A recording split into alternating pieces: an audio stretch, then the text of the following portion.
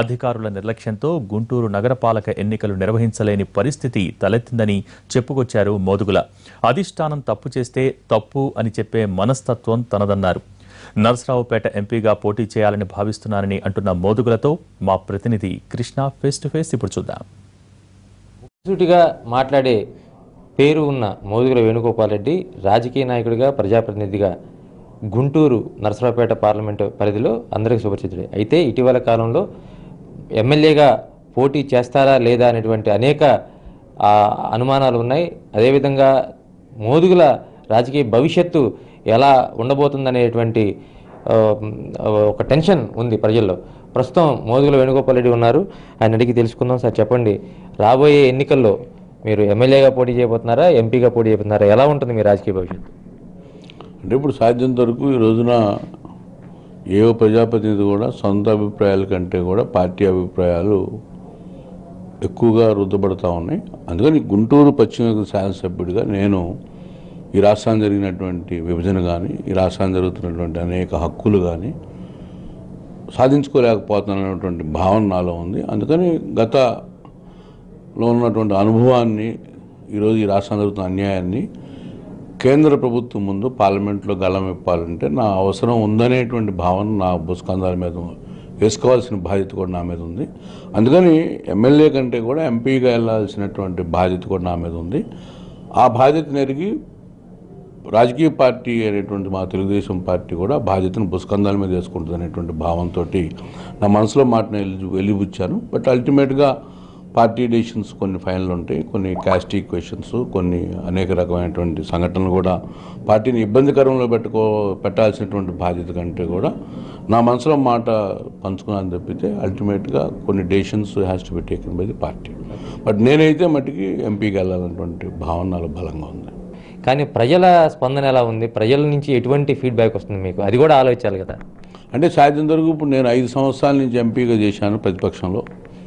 ఇప్పుడు 5 సంవత్సరాలు ఎమ్మెల్యేగా గుంటూరులో ఉన్నాను. దాదాపు నాకు ఉన్నటువంటి విజిటర్స్ కానీ ఏదైనా కానీ నరసరావుపేట పార్లమెంట్ నుంచే ఎక్కువ మంది విజిటర్స్ వస్తూ ఉన్నారు. మళ్ళీ మీరు ఎంపీగా రావాలనేటువంటి వాళ్ళు అడగటం కానీ, లేకపోతే నేను ఈరోజు రాష్ట్రానికి ఉన్నటువంటి అనేక ఇబ్బందుల దృష్ట్యా కానీ ఇక్కడికంటే కూడా అక్కడ వైటల్ రోల్, మంచి రోల్ ప్లే చేస్తాననేటువంటి భావనలో ఉందని బట్టి ఎంపీకి వెళ్దాం అనేటువంటి బలంగా నాలో ఉంది. డెఫినెట్గా దాన్ని వేచి చూడాల్సింది. మరి ఎందుకు ఈ సిస్టమ్ మొత్తం ఫెయిల్ అయింది అనుకుంటున్నారు? అంటే మనకు పక్కన గతంలో విభజన సమయంలో కూడా మనం అంటే పెద్దగా పోరాడి ఓడిపోయిన పరిస్థితి. ఇప్పుడు కూడా మన ఆంధ్రప్రదేశ్కి అన్యాయం జరుగుతున్నటువంటి భావన మీలోనే ఉంది. ఎందుకు సాధించుకోలేకపోయాం? అంటే రాజకీయ పార్టీల పరిస్థితి బాగాలేదా, లేకపోతే ఏం జరుగుతుందని? ఇప్పుడు సాధ్యంత వరకు 33 మంది ఎంపీలు ఇచ్చినటువంటి ఆంధ్రప్రదేశ్నే ఈరోజు కాంగ్రెస్ పార్టీ చిచ్చుపెట్టింది. యూపీఏ 2 కానీ యూపీఏ 1 కానీ రాజశేఖర రెడ్డి గారి నేతృత్వంలో ఈ రాష్ట్రం నుంచి వెళ్ళినటువంటి ఎంపీలను బట్టి అక్కడ కేంద్ర ప్రభుత్వం కాంగ్రెస్ పార్టీ స్థాపించగలిగినటువంటి భావన ఉంది. మరి అదే కేంద్ర ప్రభుత్వం మళ్ళీ ఇదే రాష్ట్రానికి అన్యాయం చేసింది. ప్లస్ ఈ రాష్ట్రం నుంచి ఇచ్చినటువంటి తీర్మానాలని పక్కన పెట్టి కూడా ఈ రాష్ట్రాన్ని విభజించింది. అప్పుడు మేము ప్రతిపక్షం నుండి పోరాటం చేసాం. మళ్ళీ అదే ఈరోజు ప్రతిపక్షంలో నుంచి 16 మంది ఎంపీలతోటి ఎన్డీఏలో భాగస్వాములు వెళ్ళి మళ్ళీ ఈ యొక్క నరేంద్ర మోడీ గారి సహకారంతో ఈ రాష్ట్రాన్ని ఏదైతే కోల్పోయామో అవి తీసుకుందామని చెప్పి అనుకున్నాం. బట్ అది కూడా మరి ఎన్డీఏ ప్రభుత్వం కూడా మాకు సహకరించలేదు. బట్ మేము చాలా ప్యాకేజీలు ఇచ్చాం, అవి ఇచ్చామని వాళ్ళు చెప్తున్నారు తప్పితే మాకు ఈరోజు స్పష్టమైనటువంటిది వైఖరి ఏంటంటే డెఫినెట్గా ప్రత్యేక హోదా ఇస్తేనే రాష్ట్రం బాగుపడుతుంది. ఈ ప్రత్యేక హోదా మీద ఎవరైతే సంతకం పెడతారో ఆ పార్టీకే మన మద్దతు అనేటువంటి భావన ఈ ఆంధ్రప్రదేశ్ ప్రజానీకం మీద ఉంది. రాజకీయ పార్టీలు కూడా అన్నీ దాదాపు ఇప్పుడు ఏకకాలంగా కూడా దాదాపు తెలంగాణ విడిపోయిన తర్వాత ఆంధ్రప్రదేశ్లో కూడా అన్ని రాజకీయ పార్టీలు సింగిల్ ఎజెండా ఈరోజు ప్రత్యేక హోదా ఇచ్చినటువంటి పార్టీకే కేంద్రంలో ప్రభుత్వం ఏర్పాటు చేసే హక్కు మేము కల్పిస్తూ ఉంటూ ఈ ఆంధ్రప్రదేశ్ 5 కోట్ల ప్రజానీకం ఉవ్విళ్ళూరుతూ ఉన్నారు. డెఫినెట్గా అది సింగిల్ ఎజెండాని బట్టి అన్ని పార్టీలు అడాప్ట్ చేసుకుంటున్నాయి. అయితే ఇవన్నీ సాధ్యం వరకు చిన్న అనేది రాజకీయ పార్టీలు ప్రభుత్వాలు జరుగుతూ ఉంటాయి. బట్ వీటిని సరి చేసుకుని ముందుకు వెళ్ళాలి కానీ ఈరోజు సాగ్గా కూడా చూపించాల్సినటువంటిది కాదు. బట్ ఏదైనా కానీ I'm not felt happy as ఎమ్మెల్యేగా. నా యొక్క 5 ఏళ్లలో నేను చేసిన ప్రోగ్రెస్ రిపోర్ట్ అనేది నాకు పెద్దగా మానసికంగా, ఎందుకంటే నేను 5 ఏళ్ళు ఎంపీగా బాగా ఎంజాయ్ చేశాను. యాజ్ అపోజిషన్లో ఉన్నా కూడా పార్లమెంట్లో ఫైటింగ్ కానీ నా పార్టీ తరఫున కానీ నా ప్రజల తరఫున కానీ నాకు సాటిస్ఫాక్షన్ ఇచ్చింది. యాజ్ ఎమ్మెల్యేగా ఏంటంటే కొంచెం అధికారుల యొక్క సహకారం లేకపోవడం, పదే పదే మార్చడం వల్ల కానీ మార్క్ వేయించుకోలేకపోయాను. నేను అనుకున్నటువంటి వేరే ఫారిన్ సిటీస్ లాగా ఈ రాష్ట్రాన్ని, హైదరాబాద్ లాగా ఈ యొక్క గుంటూరు పట్టణాన్ని చేద్దామని దాంట్లో ప్లస్ సిఆర్డీఏ కూడా వివక్ష చూపించటం, విజయవాడకున్న గుంటూరుకి వివక్ష చూపించటం, ఆ యొక్క నగరంలాగా ఈ యొక్క నగరాన్ని బాగు చేయకపోవటం, కాంట్రిబ్యూషన్ చేయకపోవటం, కొన్ని లోపాలు జరుగుతూ ఉన్నాయి. డెఫినెట్గా మరి వాటి వల్ల కానీ ఏదైనా కానీ గుంటూరు పట్టణాన్ని అంతగా పూర్తిగా తీర్చిదిద్దలేదనేటువంటి భావన అయితే నాకు డెఫినెట్గా అసంపూర్తిగా చేశానటువంటి భావన అయితే నాలో ఉంది.